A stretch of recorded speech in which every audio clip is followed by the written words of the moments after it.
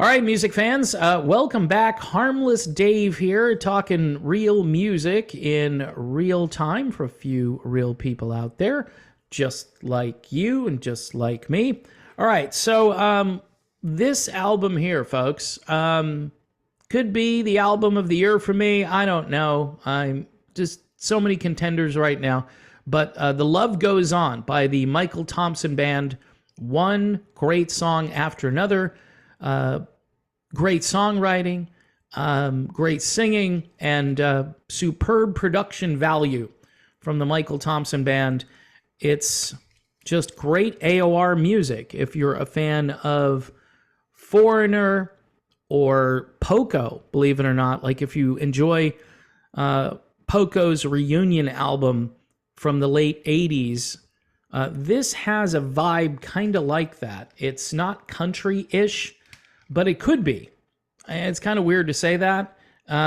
It's just really well put together melodic rock, and you should check it out. Lindsey Buckingham, he's had a habit of putting music together fairly well over the years. He says that Stevie Nicks was too intimidated to work on new Fleetwood Mac music. And the article dates back to 2012, but it's been an ongoing problem with Stevie Nicks in her relationship with the rest of the band. And hence they haven't released an album as Fleetwood Mac since 2003's Say You Will. Although they came fairly close in 2017, but from what I understand, Stevie Nicks did not have songs to contribute to that album, and it became a Buckingham McVie project, which is kind of fitting since Christine McVie passed away, late last year. Really sad and tragic.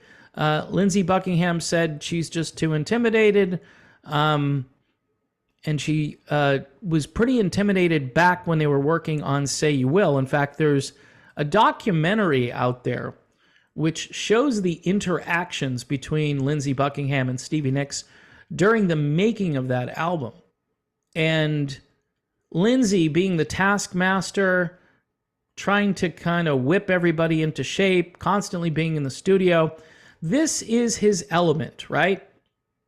So all you need to do is bring something to the table, and he's going to doctor it up. If it needs doctoring, Lindsey Buckingham is the musical medic, all right? And Fleetwood Mac, if they had a sound, and I'm talking about not the early days of Fleetwood Mac when they were essentially a blues band. I'm talking about the sound that they developed when Lindsey joined that band. It started organically on the first album. It accelerated on Rumors, and then I think really got going even more on Tusk. And by the time you get to Mirage, there's this production going on which really defines what Fleetwood Mac is supposed to sound like, and everything prior to that is somewhat related, at least during the Lindsey Buckingham period. And it gets even more pronounced on like Tango in the Night, and it's too bad that Lindsey kind of hit the road after that, and they did Behind the Mask. But they were trying very hard on that album to emulate what Lindsey Buckingham had really developed over the years as far as the sound. It didn't quite get there, but it wasn't a bad attempt at it. Of course, when the band reunited for Say You Will, Lindsey brought that sound back. He brought it back again in 2017 on the album that probably should have been a Fleetwood Mac album, ended up being a Buckingham McVie album because, again, Stevie Nicks did not have songs, and it was everybody playing on that record, too. I think John McVie and Mick Fleetwood were playing on it. Essentially, Fleetwood Mac without Stevie Nicks. I'm sure they lost a ton of album sales by not being able to say it's a Fleetwood Mac album, and you can blame Stevie Nicks for that. Sorry. But going back to Say You Will, it would have been really appropriate at this point, according to Lindsey Buckingham, to do an album. Stevie wasn't really into doing it. She wasn't into it at all. But I went ahead and got John and Mick, and we cut 8 new songs of mine. All of them were done in the proper key for Stevie's voice. That is, if she were to sing the songs. Though Buckingham believed the songs were good, Nicks didn't seem all that interested. He thought that the prospect of writing music to compete with his songs intimidated her. Ultimately, her reluctance ended up killing the album. It kind of languished there, Buckingham said. I think she was very defensive against the idea of making an album.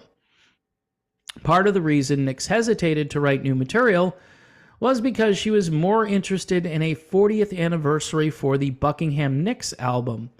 This was the band Nicks and Buckingham had been in together before Fleetwood Mac. I got her to sing on 2 of my songs. We had a great time, by the way. We had a really fun time hanging out. He said it was just so much fun, which was just really reassuring because we hadn't had that much fun together in a long time. But in the meantime, she decided to take this track that was supposed to be for Fleetwood Mac and put it on the Buckingham-Nicks album. At that point, I sort of glazed over. In my mind, she still needs to come with a few things for Fleetwood Mac. Now notice how she's almost trying to sabotage the Fleetwood Mac project. Why wouldn't you try to write something? Is it because you're not writing songs anymore? I mean, supposedly she's like a poetry addict. She likes to write poetry all the time, and I'm surprised that none of that would have been suitable for a song. Of course, you have to write a melody for that. And again, you could bounce ideas off of Lindsey Buckingham. I guess there was this unhealthy competition. Look, Stevie ended up being the star of the show. Lindsey was the guy behind the curtain, though, pulling all the strings for this band for many, many years. And anyone who fails to acknowledge that is missing the point. It's not about who you put out there to represent the band. It's about the material, and it's about the great songs and the songwriting and the production, and all of those things fall under Lindsey Buckingham's purview. So I'm sitting here reading this going, this is just a lost or failed opportunity. It was really bad in 2017 because that ends up being really the last music for Christine McVie and Lindsey Buckingham together. And this, if you haven't picked this up already, Lindsey and Christine had musical chemistry together. All right. I think they understood melody. They understood how to write a song in a way that was uplifting and was candy for your ears. I think Stevie Nicks wrote the same template over and over again, whether it was Rhiannon, Dreams, Sarah, Gypsy. It tends to all be in that same area. Not that it's bad. In fact, I think Stevie Nicks and her solo material was probably more interesting in some ways than the music she wrote for Fleetwood Mac, although her claim to fame is she's got Fleetwood Mac's only #1 song, and that's Dreams. And that's her at her pinnacle. You can go back to Rhiannon too, but all of these songs are kind of similar in some ways because it's how she writes a song. And there's a lot of mysticism, and there's a character in the song, and you've got to kind of picture some things that might not be personal to you, but are personal to her. I think the Christine McVie songs are more universal, and I think the Lindsey Buckingham songs are a puzzle that sometimes you have to figure out like a Rubik's Cube, but once you do, it's pretty satisfying once you understand what he's trying to say, because he's got messages in there, and sometimes those messages are definitely directed at Stevie Nicks. So in any case, folks, it's just a rehash of how one person in this band, after a while, kind of wanted to get in and coast along. I mean, the band already had a great catalog, and people obviously are satisfied with the old stuff and they don't really care about the new stuff. And Lindsey Buckingham is kind of like Neil Sean.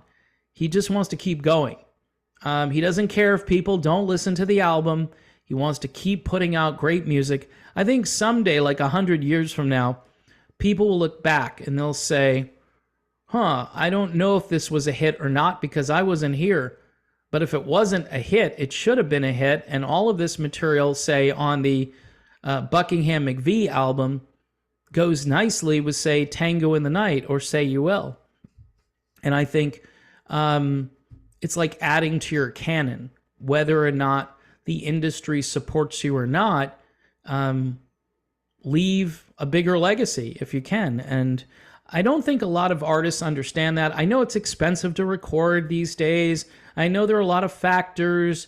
You want some type of recognition or gratification, and you're not going to get it because the music industry has moved on. And a lot of these people have been aged out. They're too old, and so nobody's really going to pay that much attention to them.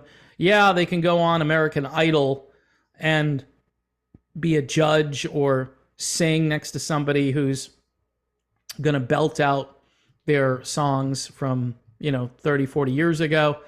And I guess that gets you in the news for a day or two, but quite honestly, it's not a solution. It's just not a solution to this long-term problem. What the solution is, and this isn't a new band, but there are tons of new bands that put out great music that are ignored, and they're trying to carry on this legacy.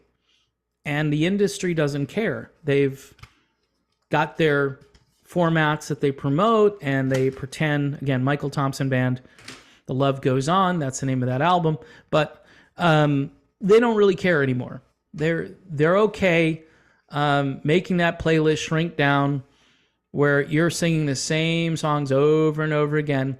And I get it. A lot of people have smartly made their own playlists, or they're listening to satellite radio or whatever they're doing to get away from this stuff. But terrestrial radio is still a big deal, unfortunately.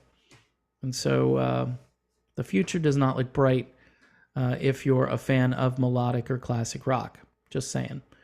All right, folks, I'm done. If you like great music on the radio, check out Modern Retro Radio, modernretrofm.com. That's a radio station that does play music that nobody else really plays. And it's like getting an education. It's like the old freeform FM style radio, which I grew up listening to in the late 70s and into the early 80s. And I think, it's just good to hear some different stuff you may not have heard before, or stuff that's been released recently by artists that you know, and you can see what they're up to these days. All right, I am done. Thanks for watching. God bless you all. God bless America. But more importantly, folks, God save America. See you soon.